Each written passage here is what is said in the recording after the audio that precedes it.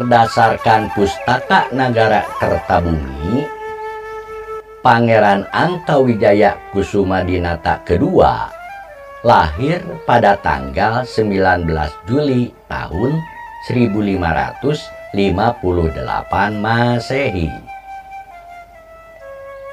Kemudian ia dinobatkan menjadi Prabu Gesan Ulun pada tanggal 22 April tahun 1580 Masehi. Peristiwa pengukuhan Prabu Gesan Ulun Nyakrawati Ngabahu Denda atau berkuasa sebagai Sri Nalendra penerus Pajajaran merupakan semacam proklamasi kemerdekaan Sumedang Larang yang mensejajarkan diri dengan Kesultanan Banten maupun Cirebon. Arti penting lain yang terkandung dalam peristiwa itu adalah pernyataan bahwa Sumedang Larang menjadi ahli waris atau penerus yang sah dari kekuasaan Kemaharajaan Pajajaran di bumi Parahyangan. Mahkota dan beberapa pusaka atribut kerajaan yang dibawa oleh timnya Senapati Jayaperkosa Sanghyang Hawu merupakan bukti legalisasi Sumedang Larang. Sama halnya dengan benda-benda pusaka Majapahit pun menjadi ciri keabsahan Kerajaan Demak, Pajang, dan Mataram sebagai penerusnya. Berkaitan dengan kisah Ratu Harisbaya, ketika di perjalanan akan bertamu ke Pangeran Girilaya di Cirebon, pernah diungkapkan kepada keempat Kandagalante selaku patih dan para penasehatnya bahwa adanya kekecewaan Prabu Gesan Ulun terhadap sikap Pangeran Girilaya Cirebon dan Arya Panggiri yang pura-pura atau mengabaikan bahwa Ratu Harisbaya itu adalah tunangannya. Walaupun begitu dinobatkan menjadi Prabu Gesan Ulun sudah memiliki permaisuri Nyimas Cukang Gedeng Waru, namun bagi Pangeran Angkawijaya dengan Putri Harisbaya itu adalah cinta pertamanya. Dirinya kecewa tidak dapat menepati janji mempersunting Putri Harisbaya setelah dinobatkan menjadi Prabu Gesan Ulun karena terjadi huru-hara perebutan kekuasaan di Pajang yang mengakibatkan Putri Harisbaya dipersembahkan oleh Arya Panggiri kepada Panembahan Ratu kedua Girilaya Cirebon. Sesungguhnya Panembahan Ratu Girilaya Cirebon pun sudah mengikhlaskan Arya Panggiri naik tahta menjadi Raja Pajang tanpa harus mempersembahkan Putri Harisbaya. Apalagi dirinya pun sudah memiliki 3 orang istri. Akan tetapi Arya Panggiri khawatir suatu ketika ada perebutan kekuasaan lagi, karena Pangeran Girilaya Cirebon itu juga mantunya Hadiwijaya Jakatingkir atau suaminya permaisuri Nyimas Ratu Glampok Riris Pajang. Mendengar ungkapan perasaan Prabu Gesan Ulun, tentu saja Jayaprakosa dan adik-adiknya sebagai mantan pembesar Pajajaran jadi berpeluang untuk membalas sakit hati kepada Kesultanan Cirebon.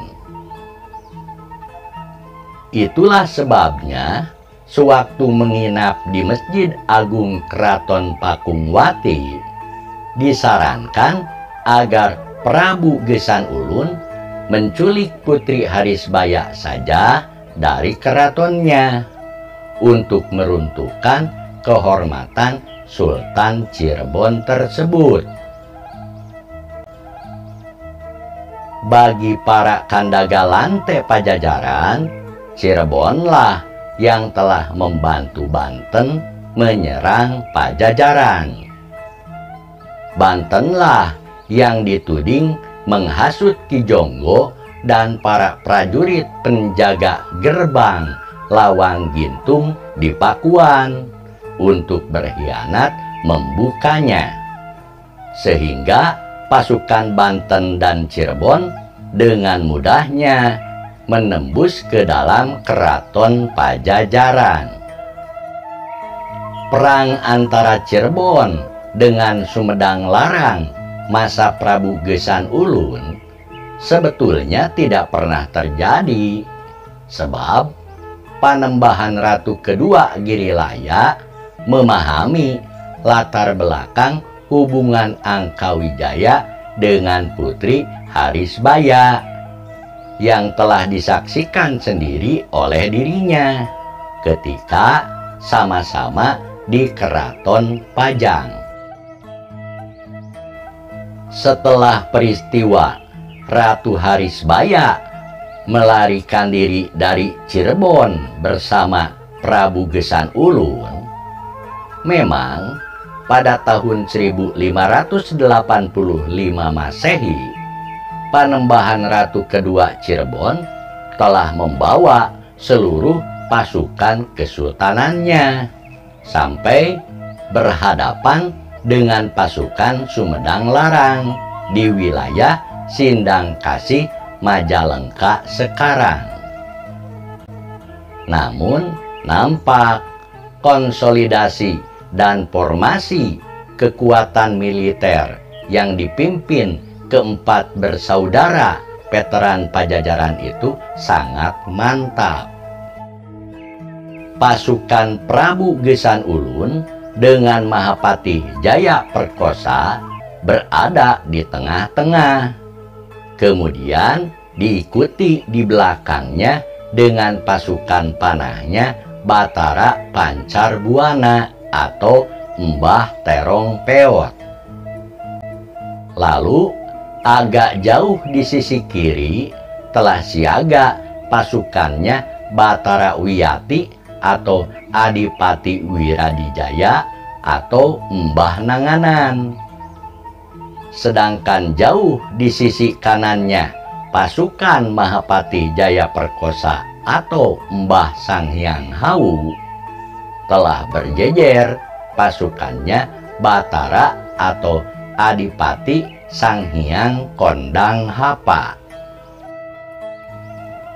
Ketika sudah berhadapan akan bertempur, kegagahan angkatan perang Sumedang Larang itu ternyata menggetarkan Panembahan Ratu kedua Girilaya Cirebon, karena dirinya menyadari bila kekuatan militer Cirebon saat itu sudah jauh menurun, sehingga akhirnya ditempurlah perundingan antara Panembahan Ratu kedua Girilaya dengan Prabu Gesan Ulun sampai disepakati jalan damai bahwa surat talak tilu Putri Harisbaya dari Panembahan Ratu kedua Girilaya Cirebon ditebus oleh Prabu Gesan Ulun dengan menyerahkan wilayah Sindang Kasih Majalengka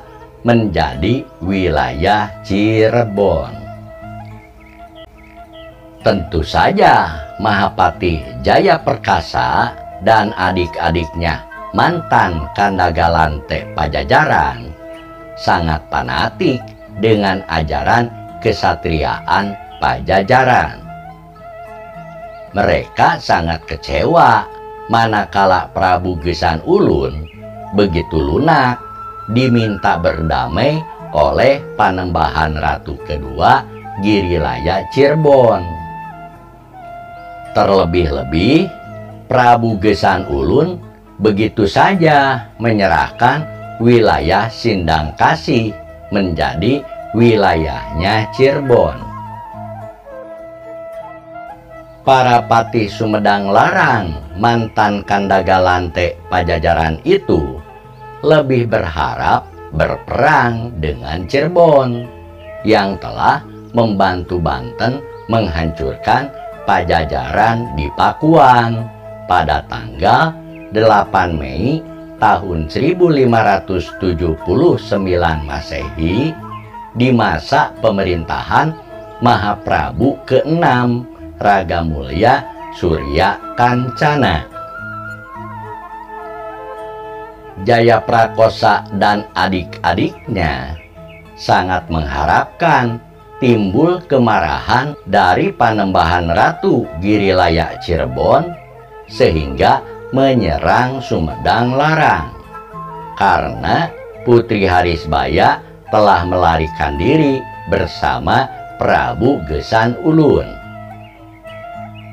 Penyerangan pasukan Cirebon itulah yang akan dimanfaatkan, dihancurkan oleh pasukan Jayaprakosa dan adik-adiknya untuk membalas penghancuran Pajajaran oleh Banten dan Cirebon.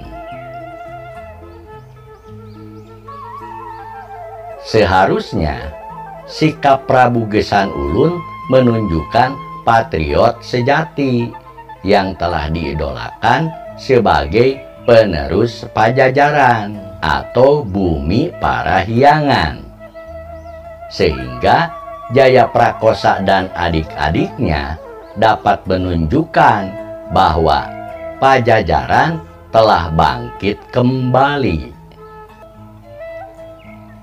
Ternyata ketika itu Prabu Gesan Ulun tidak memerintahkan pasukannya untuk menyerang pasukan Cirebon. Pernikahan Prabu Gesan Ulun dengan Putri Harisbaya bangsawan Sampang Madura itu terjadi tanggal 2 bagian terang bulan Waisaka tahun 1509 atau sama dengan tanggal 10 April tahun 1587 Masehi. Hal ini yang menguatkan bahwa Putri Harisbaya tidak dalam keadaan mengandung ketika melarikan diri dari Keraton Cirebon. Bahkan baru ditikah oleh Pangeran Angkawijaya selaku Prabu Gesan Ulun itu 2 tahun setelahnya. Berarti gugurlah dugaan bahwa Arya Suryadiwangsa alias Kusumadinata keempat yang kemudian menjadi Rangga Gempol ke-1 itu adalah putra Ratu Harisbaya dari Panembahan Ratu Girilaya Cirebon. Sedangkan putra sulung dari Nyimas Ratu Cukang Gedeng Waru selaku istri pertama atau permaisurinya Prabu Gesan Ulun bernama Rangga Gede, dan tentu saja diberi gelar Pangeran Kusumadinata ketiga karena lebih tua dari Pangeran Suryadiwangsa. Bahkan untuk tidak menimbulkan pertengkaran di kemudian hari, maka Prabu Gesan Ulun lengser ke Prabon pada tahun 1601 Masehi. Lalu membagi 2 wilayah Sumedang Larang yang masing-masing dipimpin oleh kedua putranya tersebut. Sedangkan latar belakang terjadinya perselisihan dengan Mahapatih Jayaprakosa diakibatkan oleh karena Pangeran Gesang Ulun telah memindahkan ibu kota kerajaan dari Kutamaya ke Dayeuhluhur. Awalnya Dayeuhluhur adalah mandala atau kabuyutan yang disucikan untuk menjaga kelestarian Dangiang Sumedang Larang sejak masa Kerajaan Tembong Agung. Disinilah Pangeran Santri Kusumah Dinata juga dimakamkan bersama leluhur Sumedang Larang yang lainnya. Adapun alasan Prabu Gesang Ulun memindahkan ibu kota kerajaan dari Kutamaya ke Dayeuhluhur adalah kesatu, untuk menjaga kemungkinan bila ada serangan tiba-tiba di saat benteng Kutamaya yang ketika itu sedang dibangun Jayaprakosa dan adik-adiknya belum rampung. Alasan kedua, Dayeuhluhur itu merupakan daerah perbukitan yang lebih cocok dijadikan benteng pertahanan dari serangan musuh. Pengalaman membuktikan bagaimana tangguhnya benteng yang melindungi Keraton Pajajaran di Pakuan karena berada di lemah dhuwur atau dataran tinggi. Bila berada pada tanah datar, tentu lebih mudah diserang musuh.